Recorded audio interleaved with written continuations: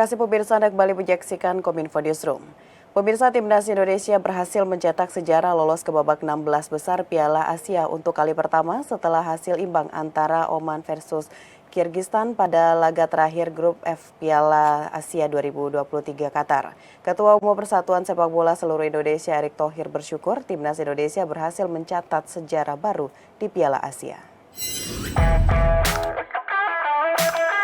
Timnas Indonesia memetik berkah atas hasil imbang 1-1 antara Kyrgyzstan dan Oman di Grup F Piala Asia 2023 yang berlangsung di Abdullah bin Khalifa Stadium, Doha, Qatar pada Kamis 25 Januari pada malam waktu setempat.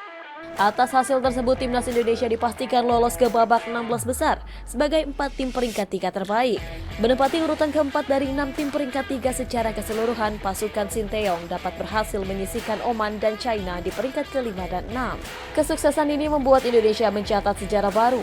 Ketua Umum Persatuan Sepak Bola Seluruh Indonesia Erick Thohir dalam unggahan akun Instagram resminya mengungkapkan rasa syukur bahwa tim Merah Putih pertama kalinya bisa masuk ke babak fase grup Piala Asia.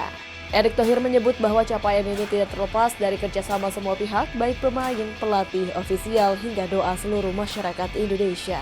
Capaian ke babak 16 besar menjadi yang pertama kalinya bagi Merah Putih setelah pada 4 sesi sebelumnya, edisi tahun 1996, 2000, 2004, dan 2007 selalu gagal melewati babak penyisihan grup.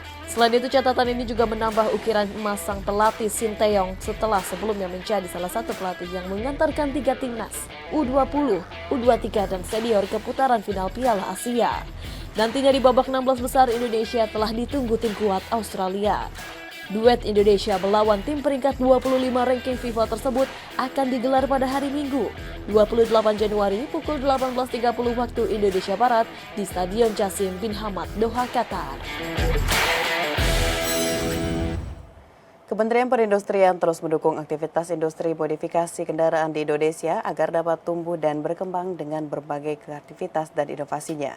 Menperin mengemukakan industri otomotif berbasis modifikasi ini tumbuh dan telah mempunyai potensi ekonomi yang cukup tinggi. Oleh sebab itu, bisa didorong untuk menjadi sebuah industri tersendiri.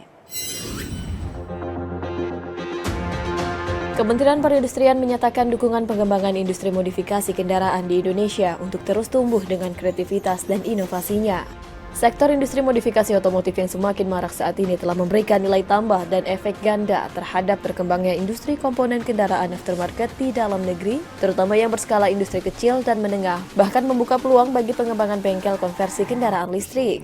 Saya berharap bahwa semangat dan mimpi dari rekan-rekan modifikator senantiasa akan menjadi motor dalam mewujudkan visi kita mengakselerasi pertumbuhan industri modifikasi di Indonesia.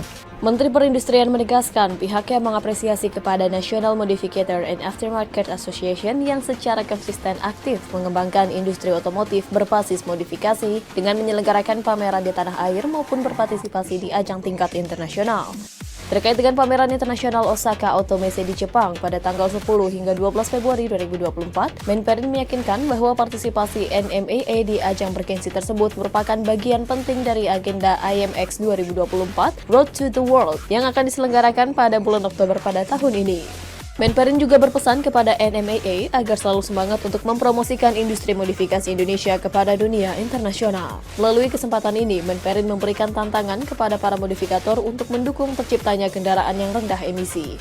Hal ini sebagai wujud nyata dalam mengakselerasi penurunan emisi gas rumah kaca.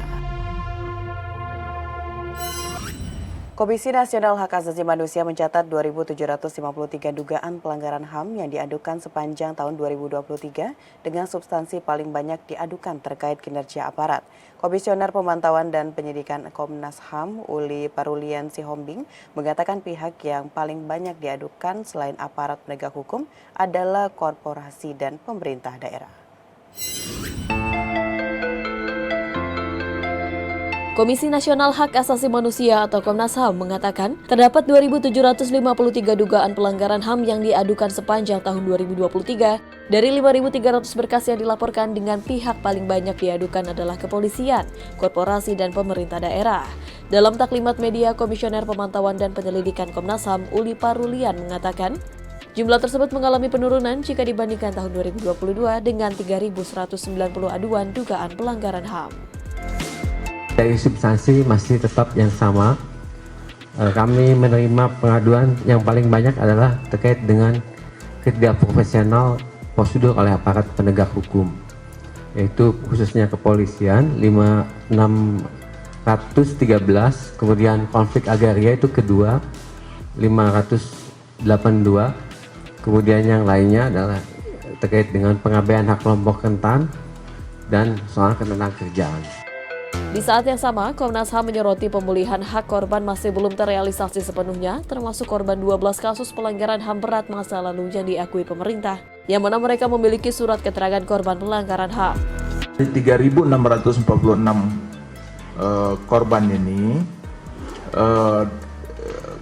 pemulihan yang dilakukan di 3 lokasi tahun lalu, yaitu di Jakarta, kemudian di Aceh, dan kemudian di Palu, itu baru sekitar kurang dari 700. Komnas HAM merekomendasikan pemerintah melanjutkan upaya penyelesaian kasus pelanggaran HAM berat baik yudisial maupun non-yudisial, serta memperkuat kebijakan perlindungan pembela HAM. Kementerian Kesehatan melaporkan imunisasi polio tambahan atau Subpekan Imunisasi Nasional putaran pertama memiliki capaian yang melampaui target. Sedangkan untuk tahap kedua, pemerintah akan menargetkan imunisasi polio di seluruh wilayah Jawa, mencakup Jawa Tengah, Jawa Timur, dan Kabupaten Sleman, Yogyakarta.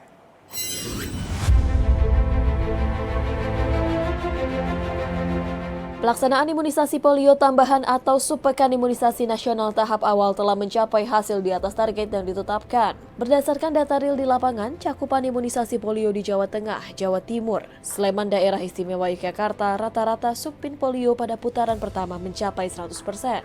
Selanjutnya di putaran kedua, pemerintah menargetkan imunisasi polio mencapai minimal 95%. Direktur Jenderal Pencegahan dan Pengendalian Penyakit di Kementerian Kesehatan, Maksi Renrondo Nuwu mengatakan bahwa subpin polio tahap pertama berlangsung dari tanggal 15 hingga 21 Januari, sementara itu tahap kedua dijadwalkan berlangsung pada 19 hingga 25 Februari 2024 di seluruh wilayah di Jawa Tengah, Jawa Timur, dan Kabupaten Sleman, Yogyakarta. Imunisasi supin dilakukan di puskesmas, puskesmas pembantu, posyandu, sekolah, dan pos imunisasi lainnya di bawah koordinasi puskesmas. Lebih lanjut, Dirjen Maksi juga menyampaikan pemerintah terus melakukan kegiatan surveillance lumpuh layu akut dan surveillance polio lingkungan. Ia juga meminta masyarakat terutama orang tua untuk melengkapi imunisasi polio 4 kali tetes usia 1-4 bulan, 2 kali suntik usia 4-9 bulan, dan imunisasi rutin anak lainnya sesuai usia. Imunisasi tambahan sebanyak 2 putaran dengan jarak 1 bulan di Provinsi Jawa Tengah, Jawa Timur, dan di Sleman. Sleman tidak ada kasus, tetapi karena berbatasan dengan di Jawa Tengah, di Klaten, sehingga itu rekomendasinya juga harus dilakukan imunisasi tambahan. Ya. Kemudian sasaran imunisasi tambahan ditetapkan itu anak mulai usia 0 sampai 7 tahun dengan target di atas 95%. Pemirsa, usai jeda kami akan mengajak Anda mengulas informasi keterwakilan perempuan di parlemen. Sesaat lagi tetaplah di Kominfo Newsroom.